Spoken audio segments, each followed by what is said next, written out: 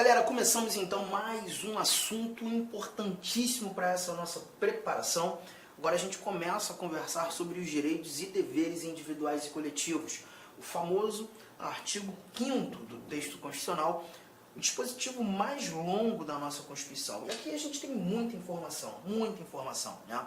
Nós iremos conversar sobre várias recomendações aqui, tratar dos vários direitos, das várias liberdades, falar de remédios constitucionais, falar de muita coisa, né? Sou o professor Arthur Damasceno e a nossa matéria de direito constitucional começa a ganhar um novo corpo agora, quando olhando para esse nosso artigo 5º. Vamos lá, vamos começar aqui tratando do título 2 da nossa Constituição, dos chamados direitos e garantias fundamentais, mas em seu capítulo 1º, os direitos e deveres individuais e coletivos.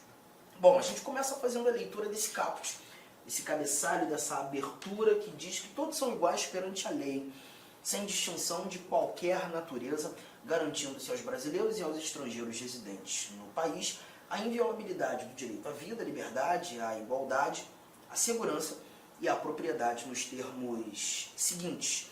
E aí nós temos os vários 79 incisos que serão desbravados por nós nesse nosso bate-papo. Importante lembrar que aqui o nosso Constituinte, abrindo o artigo 5º, ele já traz que todos são iguais perante a lei. É aqui que a gente já começa a verificar a ideia no chamado princípio da igualdade, né? O princípio da igualdade que traduz a ideia de sermos todos iguais, mas nós perceberemos que em alguns momentos, só limpar aqui, em alguns momentos nós teremos algumas diferenças que precisam ser levadas em consideração.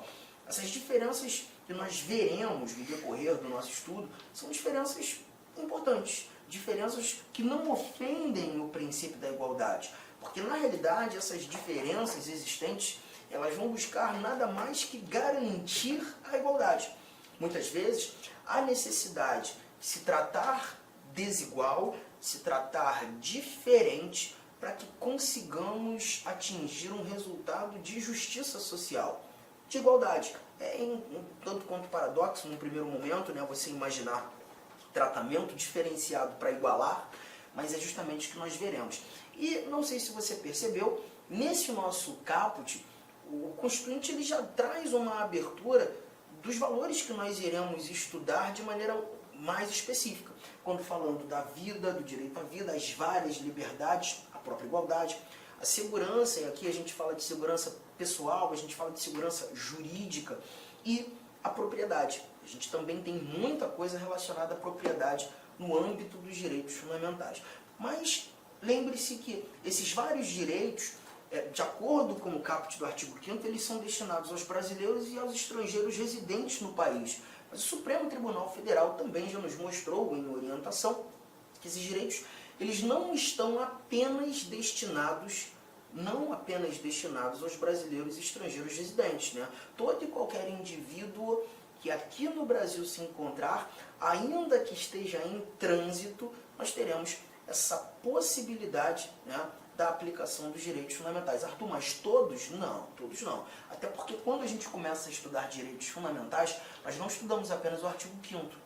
O artigo 5º é apenas a abertura dos direitos fundamentais. Por isso, título 2, Direitos Fundamentais, capítulo 1, Direitos e Deveres Individuais e Coletivos. Mas aqui a gente também vai ter que estudar os direitos sociais, nós também temos estudo sobre nacionalidade brasileira, sobre os direitos políticos e a tal da cidadania, que nós até conversamos lá nos princípios fundamentais. Então a gente vai verificar que, por exemplo, a nacionalidade brasileira não é para qualquer indivíduo.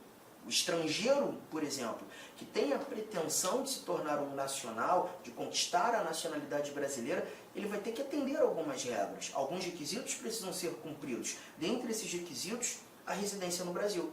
Para se tornar um brasileiro naturalizado, é necessário residir no Brasil. Arthur, por quanto tempo? Calma, nós ainda veremos isso no decorrer do nosso estudo. Mas aqui é apenas uma abertura, um bate-papo introdutório. Eu queria que você agora fosse lá no finalzinho desse teu material, lá no 35º slide. Vamos dar um confere nesse nosso... estou passando aqui, 34º, desculpa. Estou passando aqui por vários incisos ali, ó, 79. Mas eu não quero ainda ler esses incisos. Eu queria começar com essa informação que aqui no quadro está. Os parágrafos. Parágrafo 1º, parágrafo 2º, parágrafo 3º e o parágrafo 4º da nossa Constituição, do nosso artigo 5º. Tá? Por que eu gosto de começar com esses parágrafos? Porque quando a gente começa a estudar esses parágrafos, a gente começa a entender um pouco mais os motivos e da aplicação e aplicabilidade desses vários direitos aqui traduzidos. Né? Olha o parágrafo 1º que diz: as normas definidoras dos direitos e garantias fundamentais têm aplicação imediata. As normas definidoras dos direitos e garantias fundamentais têm aplicação imediata.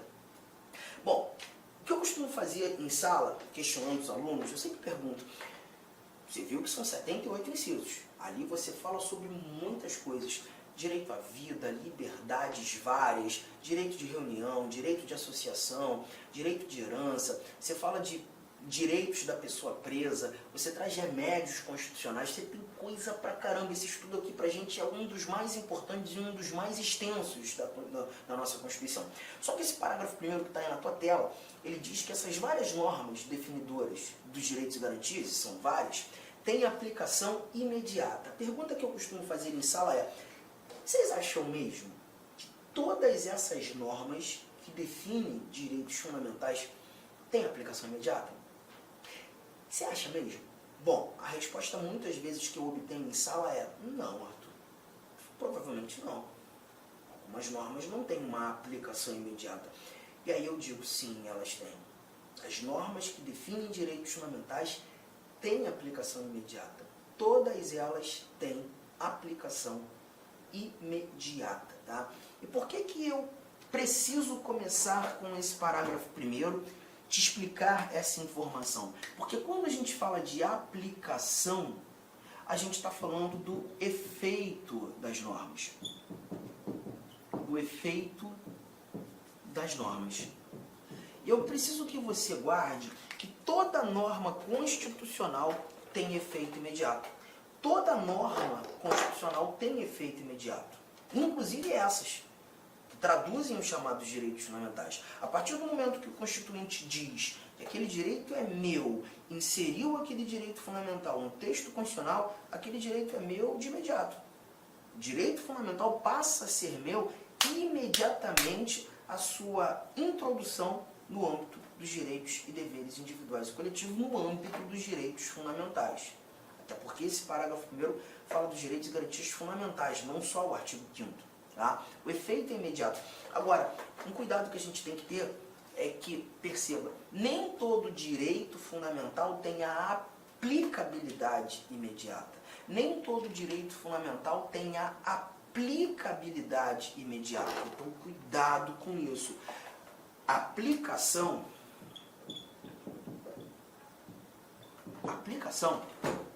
essa palavra tem um significado diferente da palavra aplicabilidade.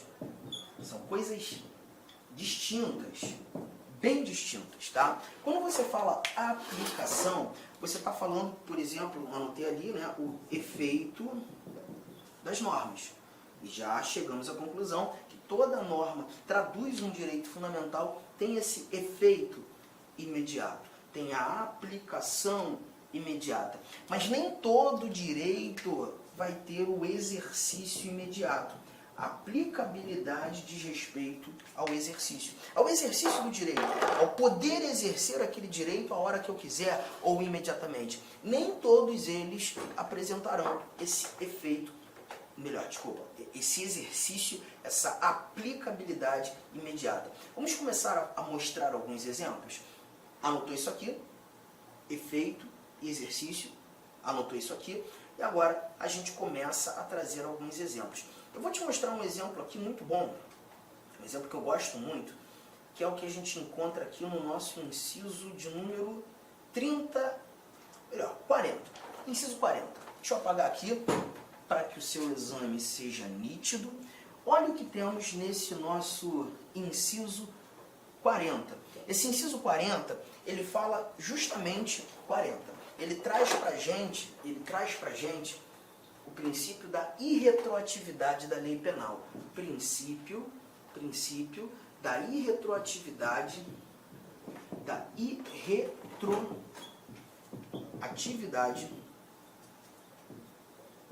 da lei penal. E o que nós encontramos aqui no princípio da irretroatividade da lei penal? Lê comigo. A lei penal não retroagirá, salvo para beneficiar o réu. Vamos lá, pensa só. Quando a gente fala desse princípio da irretroatividade da lei penal, a lógica é, vamos imaginar que há mais ou menos uns 3, 4 meses atrás, eu tenha praticado uma conduta muito reprovável pela sociedade, uma conduta absolutamente imoral, muito imoral. Todavia, no momento em que pratiquei essa conduta não era considerada crime. Nós não tínhamos essa conduta como um ato criminoso, como um tipo penal. E eu pratiquei. Tá? Uns 2 meses depois da prática desse crime, eu, Arthur, acabo verificando uma alteração da lei penal. O legislador passou a entender aquela conduta praticada por mim como criminosa. A pergunta que fica é, se eu pratiquei essa conduta em momento anterior à sua tipificação, será que eu posso ser processado, julgado, condenado por isso? Bom, não. Então eu estou percebendo que o chamado princípio da irretroatividade da lei penal é uma proteção que eu tenho. E quando a gente verifica, estuda o artigo 5º, nós veremos que em vários desses dispositivos, o que o Constituinte quis trazer foi proteção. A lei penal não vai retroagir. Se você praticou essa conduta em momento anterior a ela ter sido chamada, definida como crime, você não pode ser processado, julgado. Essa lei não vai retroagir. Ela não vai ter esse efeito chamado ex tunc, né? Que significa efeito retroativo. Efeito retroativo. Não vai ter. Salvo se essa alteração da lei penal for para te beneficiar. Se for para benefício, beleza, aí retroage. Não sendo, ela não pode. Então perceba, gente, esse inciso 40 ele me protege. É uma norma que define um direito fundamental. A pergunta que te faço é, eu dependo de alguma lei abaixo da Constituição, algum ato normativo que complemente a Constituição para ter essa proteção, ou a própria norma constitucional ela já foi suficiente em me proteger? A leitura já garantiu efetivamente a proteção. Você está chegando à conclusão que essa leitura já me protege. Então já estou chegando mais uma conclusão. A norma ela é suficiente. A norma ela é integral. A norma ela é completa. A proteção que essa norma quis me dar, ela conseguiu. Ela não depende de mais nada. A norma tem uma eficácia direta. A norma tem uma eficácia imediata. A norma é de exercício imediato. A proteção ela é imediata. Então, concluindo aqueles dados que a gente viu agora há pouco, essa norma tem aplicação imediata. Aplicação.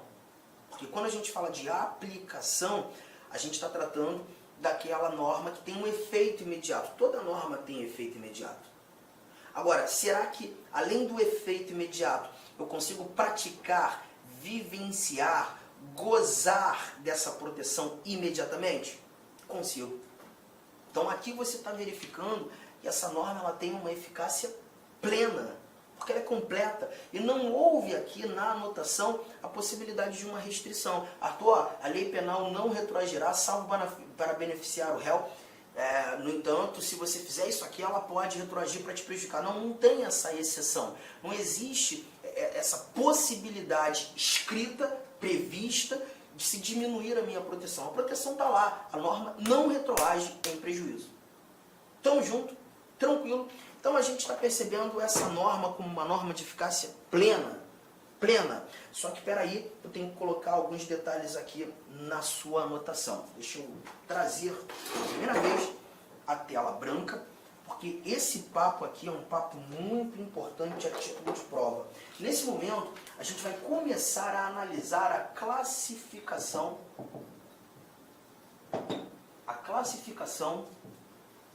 das normas constitucionais. A classificação das normas constitucionais. E a primeira classificação, a primeira norma classificada por nós aqui foi a chamada norma de eficácia plena.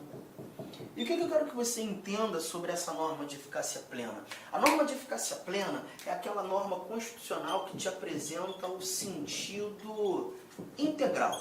Ou seja, a norma é completa, a norma é suficiente em te proteger, em te garantir o exercício do direito. A norma, ela é totalmente suficiente, completa, de sentido integral. E se tudo o que eu precisava saber para exercer o meu direito ou para vivenciar, gozar daquela proteção foi apresentada na norma constitucional, eu verifico a aplicabilidade, olha a palavra, gente, aplicabilidade imediata.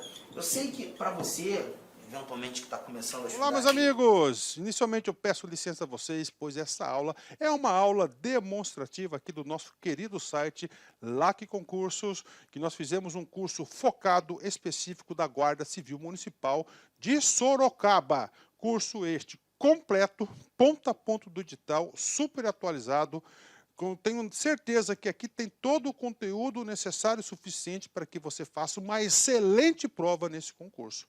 Professor, o investimento, cara, super promoção, apenas R$ 119,90, você vai ter acesso a todo esse conteúdo, o restante dessa videoaula, você vai ter o PDF, cara, você vai ter muito mais. Cara, e outra coisa, no site, eu peço que você estude via menu Personal Coach. O que é isso? É a nossa metodologia vitoriosa.